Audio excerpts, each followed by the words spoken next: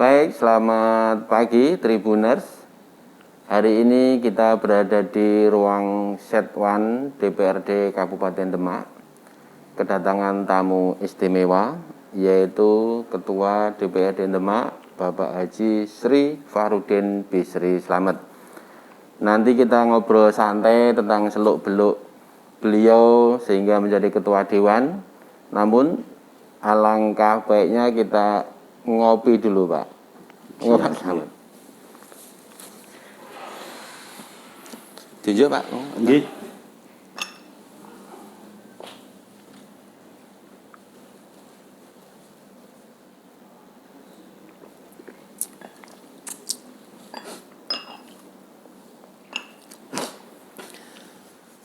Baik, selamat pagi Tribuners. Kali ini kita ngobrol santai dengan Pak Slamet, Ketua DPRD Kabupaten Demak, yang program Ngopi Surup ini nanti kita tayangkan di medsos, di Facebook, dan lain-lain sebagainya di tribunjateng.com, dan bisa kita simak di koran cetak Tribun Jateng.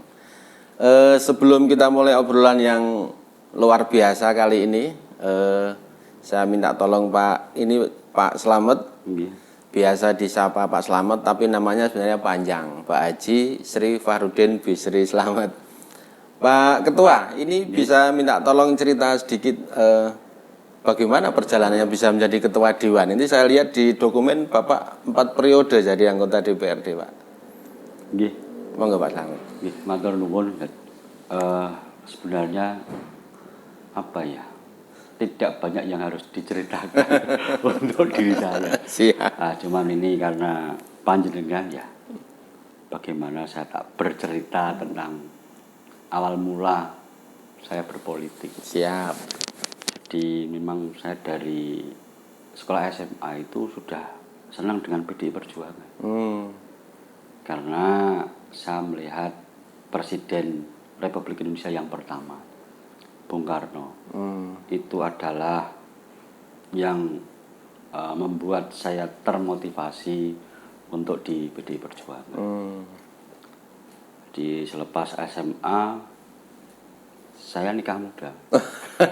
Umur berapa itu Pak Slamet? Umur sekitar 20. Udah berani kawin ya? Gak berani, nekat lah ya, Pak. Udah kerja Pak? Belum. Oh belum. Jadi kerja serabutan. Serabutan. Kebetulan istri lepas SMA kerja. Jadi beraninya ya seperti itu. Karena istri bekerja, saya serabutan. Kawin muda. Saya tinggal di Pelamongan Sari. Oh, Pelamongan Sari. Belanjir tepatnya. Nggih, Belanjir. Jadi di situ saya masih kumpul dengan ibu mertua. Enggak, ibu saya sendiri. Oh, ibu kandung. Ya, sekitar 2 tahun lah. Oh, penjenengan aslinya Pelamongan Sari. Belanjir niku. Nggih. Oh. Terus, Pak? 2 tahun ya kita mau mandiri. Mau mandiri. Ya, akhirnya ya biasa mandiri, bisanya beli di Perumnas di Pondok Majapahit 1 itu. Oh, Pondok Majapahit, nggih. Nah, di situ istri bekerja, saya serabutan apapun. Ya karena kakak itu punya truk. Oh, truk. Nah, ya saya ikut jadi supir truk. Berarti pernah jadi sopir truk. Truk yang padam truk atau truk yang pasir atau truk? Itu sembarang, Mas. Oh, sembarang. Jadi kalau dulu itu pertama kali pasir ambil di Perapi, itu pakai truk besar. Yang Kaliworo, ambilnya di Woro ya? Kaliworo Klaten itu. Oh, Klatennya di Magelang ya? Di Magelang. Oh, di Magelangnya. Jadi pakai truk Ranger Indo itu loh. Yang besar itu. Itu sampai berapa tahun Pak Slamet? Kira-kira dari saya 97 ya. Sudah mulai nyoper? Sudah. Supir truk itu ya? Iya. Masih zaman Pak Harto itu ya? Itu sebelum ya. Sebelum reformasi ya? Iya. Jadi itu dari situ pada saat 97 saya berani ngutang truk. Sudah boleh utang waktu itu ya? Iya, karena truk pada saat itu harga sekitar 40 juta ya. Oh, 40 juta. Saya punya uang 5 juta. Untuk Berani DP. ngambil untuk DP kredit. Lancar Pak Slamet. Alhamdulillah tidak lancar. Jadi saya berapa bulan itu? Mungkin 5 bulan, 6 bulan. Truk saya itu kecelakaan. Ah, ya Allah. Nah, untungnya selamat itu. Selamat. Saya nyupir sendiri, jadi saya ngambil dapat muatan kayu dari perhutani. Ya di hutan itu ada jembatan, jembatan yang ambrol. Nah, di situ pengalaman pertama kali. Sopir truk ya, sekitar 2 tahun ya Pak ya? Punya sendiri Oh, truknya. punya sendiri. Nah, jadi bingung, ini kredit mau diteruskan bagaimana, mobil rusak. Akhirnya Pak? Akhirnya pada saat itu Krismon. Oh iya, 98 habis reformasi ya, 98 Krismon. itu. Jadi saya jual ya untuk cari usaha yang lain. Akhirnya buka usaha apa Pak Tua? Jadi itu buka usaha ya sulit. Jadi bingung saya. Karena awal-awal reformasi itu ya? Ya awal reformasi, dan pada saat itu istri saya hamil anak saya yang ketiga. Loh. Oh, ujung-ujung nomor Wah, cepet lah. Terus? Cepet itu. Karena cowok-cowok kan pengen cewek itu Mas. Dapat? Alhamdulillah. Tapi dalam masa hamil itu memang iya, Pak. Kesulitan saya mencari kerja. Susah cari duit ya? Betul. Akhirnya dapat, terus mulai terjun ke politik itu kapan itu? Nah setelah itu, jadi pada saat itu 97 saya sudah jadi ketua ranting di Meranggen? Bandung Rejo, iya. Oh, Bandung Rejo. Iya. Oh. Terus pemilu pertama itu 99. Jenengan jadi tim sukses. Ketua ranting ya biasa toh. Tetap ketua ranting. Iya. Sudah nyalek belum? Belum. Pada saat itu belum ada bayangan. Oh, belum ada bayangan. Jadi nyalek itu pokoknya aktif aja gitu ya. Yang penting saya itu pada saat itu senang dengan PD Perjuangan itu aja. Oh gitu. Karena inspirasi Pak Karno tadi. Betul. Itu ya. Jadi itu memang saya teringat terus terkait dengan bagaimana saya 1 tahun menganggur. Pernah nganggur setahun, padahal punya anak istri ya? Iya. Jadi ya nekat, malam saya nongkrong di pelabuhan itu. Oh, di pelabuhan? Semarang. Di Tanjung Mas? Iya, Tanjung Mas. Dulu kan ada namanya yang minyak apa? Ya. Minyak goreng gitu. Iya. Minyak goreng curah. Curah itulah. Main di situ, jualan. Ngambilin apa? Orang yang store pasok gitu ya. Bersih dari truk itu kan ada yang bagus Mas. Nah, saya di situ kita beli paginya, malamnya kita ke pasar suplai ke pasar. Jualan minyak goreng. Betul. Berarti sesudah jadi sopir truk kemudian jual minyak goreng. Habis itu Pak Slamet? Ya alhamdulillah perjalanan pada saat itu tahun 2001. Itu ada pencalonan ketua PAC. Jenengan nyalek maju. Iya. Jadi ketua PAC. Alhamdulillah jadi di daerah Patursari, Meranggen. Oh, kecamatan ya. Iya, ketua PAC itu kan pengurus anak cabang. Berarti sudah tahun 2001 sudah jadi ketua PAC? Iya. Baru mulai nyalek 2004. Langsung jadi ya Pak? Alhamdulillah begitu Mas. Apa strategi Pak Slamet ambil suara hati rakyat waktu itu? Jadi karena saya kan banyak di jalanan. Orang lapangan ya? Orang lapangan. Ya alhamdulillah teman-teman lapangan ini mensupport semua. Kenal sopir truk, kenal ya pemuda-pemuda di situ ya. Jadi teman-teman yang apa namanya ya, preman apa? Orang biasa keluar malam lah ya. Ya.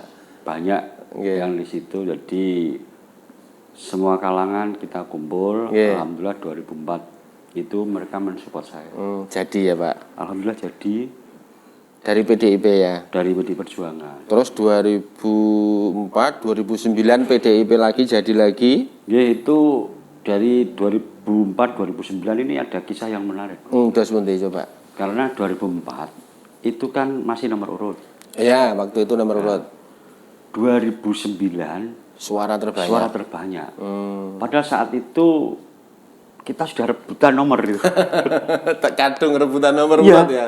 Udah nomor urut. Iya. Padahal sesuai dengan aturan itu kan ketua PAC Nggih. nomor 1 di dapilnya. Harusnya. Iya. Sesuai urutnya ya. Iya. Ternyata Tapi namanya politik. ya biasa lah ya. Ya biasa, dan saya pun menyadari Iya. bahwa terkait dengan kemampuan dan sebagainya mungkin itu yang menjadi Akan terukur di situ ya. Kualifikasi nanti di Iya, situ ya. di situ. Walaupun memang secara aturan Iya. bahwa ketua PAC itu kan di nomor 1K. Iya. Tapi karena pesaing saya ini Berduet. sudah dulu jadi dewan, Oh. mungkin itu menjadi pertimbangan khusus. Ya, senior. Ya, sehingga saya jadi nomor 2. Nomor urutnya. Ya, untuk 2004 itu. Terus 2009 saya nomor urut 1, tapi jebule suara terbanyak. Tapi itu Repot terjadi lagi. kan ada. Alhamdulillah jadi, karena pesaing saya kan ketua dewan dulu. Oh gitu. Pak Muyiri itu. Oh, Pak Muyiri. Nah, saya kan anggota dewan. Nggih. Uang saya ngelumpukke nggo nganu kanca-kanca habis, Mas. Habis. Lalu untuk bertarung Nggih. seperti ini kan butuh modal sebenarnya. Pak Nun Sewu, untuk bisa jadi anggota DPRD kabupaten itu kira-kira harus siap modal sekitar berapa ya? Jadi kalau untuk menjadi DPRD yang utama itu bukan finansial. Yang utama bukan finansial, tetapi Bagaimana kita bisa mengambil hati rakyat, ambil hati rakyat, membuat jaringan. membuat jaringan. Itu. Ya walaupun itu kan ya perlu Tetap uang. ada toh, Pak, ya. Nah, untuk operasional tetap ada. Tetap ada. Sekarang kita ketemu dengan konstituen. Kan yang ngopi-ngopi. Kalau udah ngasih rokok ya mesti. Betul. Tapi Jangan- yang utama sebenarnya jaringan sama ketemu warga langsung ya. Betul. Terus misalnya kan ini jenengan 2004 kepilih, 2009 kepilih, 14 kepilih lagi. Nggih. Cara merawat hubungan baik dengan pemilih itu gimana Pak Ketua? Jadi contoh saja di Pujanggade. Nggih, dengan Ujang Gading. Saya kan sering dolan ke sana. Nggih. Jadi mungkin paling lama 2 minggu Nggih. saya Ngetok. ngetok, walaupun menyapa saja. Iya, say hello yang nggih. ketemu di Di mana? Di Tapi kerso Warung jenengan duduk di angkringan atau enggak malu ya? Lah bisa ditanyakan kawan-kawan Berarti di sana. tetap merakyat gitu ya. Iya, artinya ya sebenarnya kita jadi DPR ini kan bukan pejabat. Oh gitu ya. Iya. Prinsipnya gitu ya. Prinsipnya begitu bahwa Adalah? saya ini pesuruh masyarakat. Waduh, ternyata ketua dewan ini juga pesuruh masyarakat. Betul. Oke, terus Jadi yang punya hak pemegang itu Rakyat. kan rakyat. Ketika kita bisa melayani Menjadi juragan dengan amanahnya. baik kan Oh, gitu. mesti diteruskan. Juragannya loh. rakyat tadi. Juragannya rakyat Oh loh. gitu. Kita ini kan outsourcing 5 tahunan. Dipilih nih 5 Lu tahun. ya tergantung loh, Mas. Nggih. Tergantung penilaian masyarakat bagaimana. Kalau masyarakat ini menganggap kita jadi pesuruh kok bangkang dan Ya. sebagainya, ya mesti besok dipecat kan gitu. Ternyata aspirasi dari warga Meranggen dan Karangawen tersalurkan dengan baik. Ya, alhamdulillah. Pembangunannya juga utamakan gitu. Terus saat ini jenengan kan jadi ketua dewan.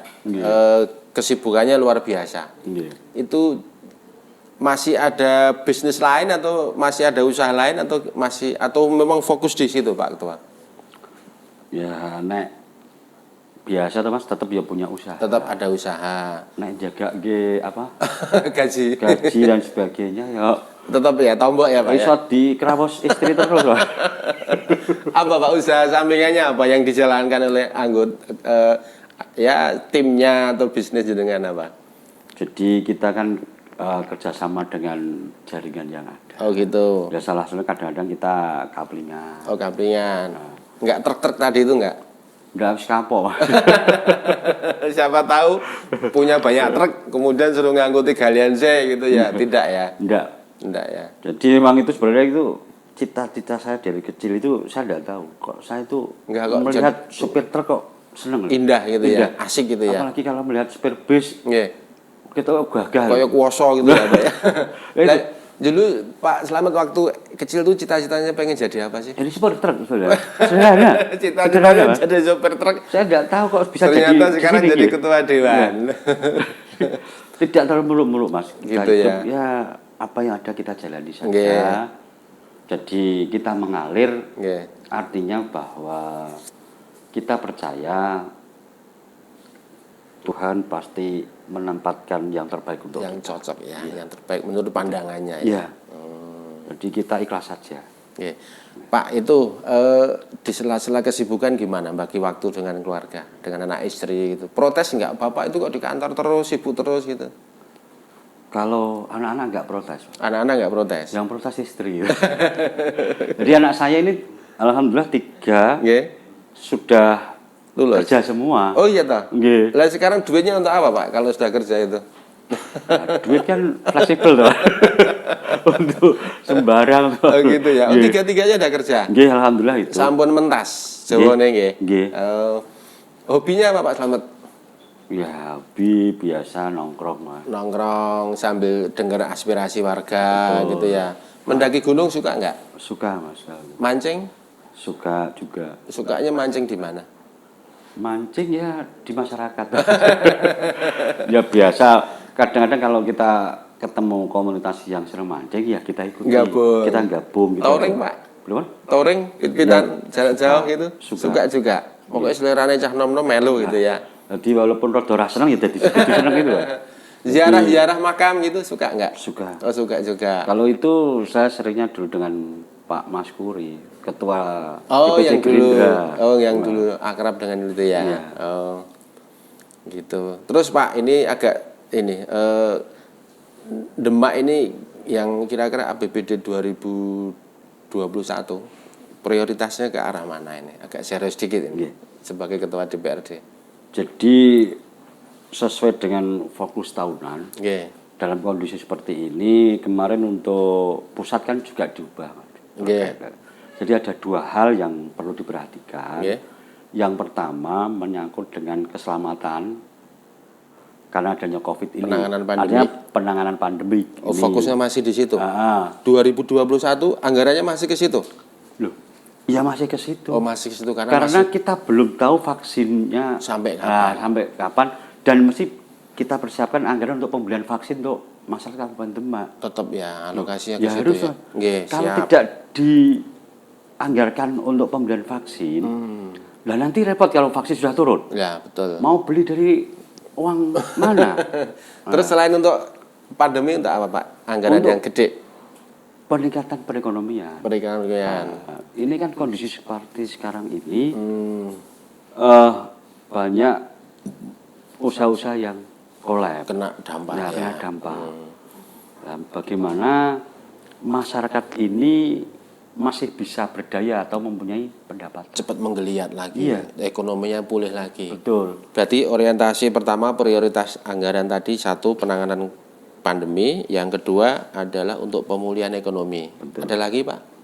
2 hal itu Mas. 2 hal itu yang utama itu ya. Yang utama jadi sesuai dengan pusat provinsi, kabupaten Arahannya juga begitu. mengikuti itu. Oh baik. Arahan itu. Terus masalah infrastruktur, pendidikan dan lain sebagainya gimana Pak Ketua?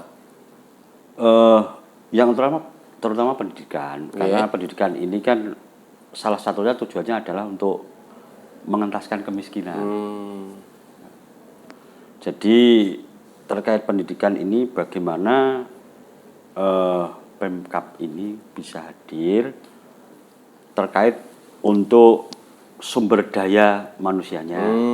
Dan yang kedua terkait dengan infrastruktur. Infrastrukturnya. Sesuai undang-undang kan 30%. Nggih. Nah, mestinya Terlaksana. ini belum. Kalau di anu ya. Artinya Refocusing memang tadi ya. nggih, kita dorong ke sana. Nggih. Bagaimana? Yang pertama infrastruktur.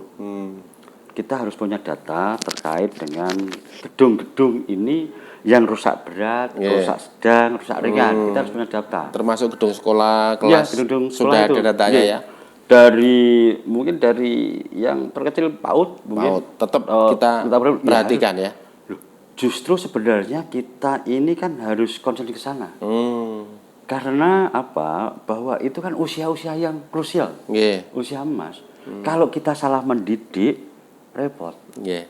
Nah, di situ yang penting. Nggih, siap.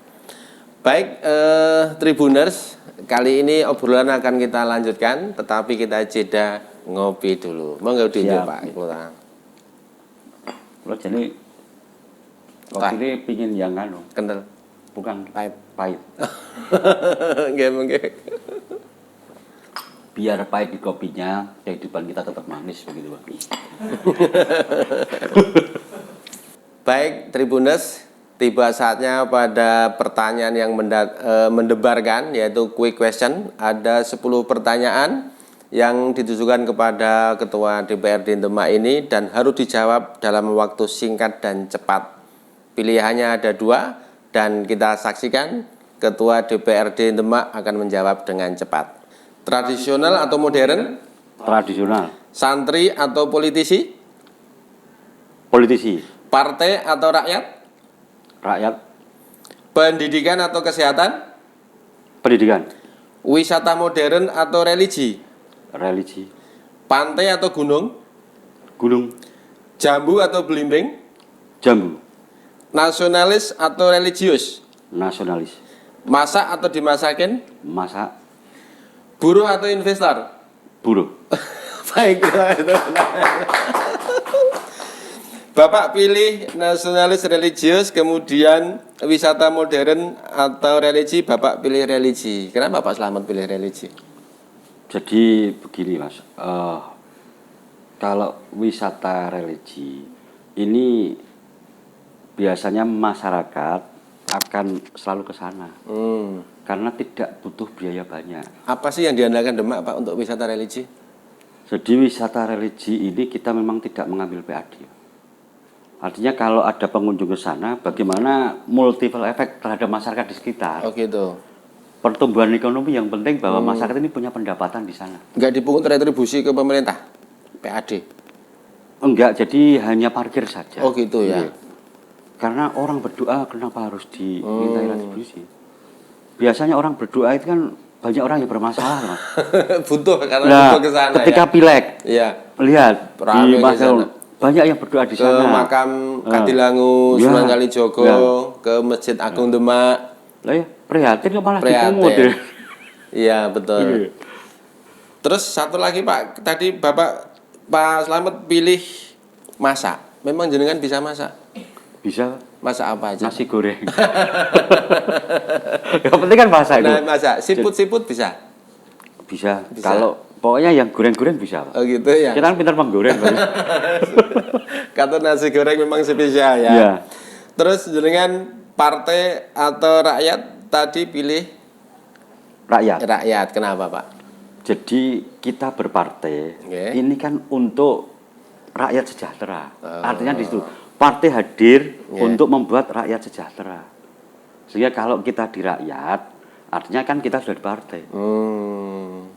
Jadi di situ jadi utamalah lebih mengutamakan kepada masyarakat bagaimana kebutuhan masyarakat ini bisa tersalurkan dan masyarakat bisa mendapatkan manfaat yang akhirnya pada tujuan utama kita adalah kesejahteraan.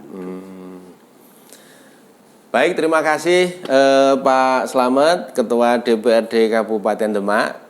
Tribuners yang sambil menyimak tayangan ini, kita bisa saksikan nanti di media sosial, di Facebook, di Instagram, dan di YouTube.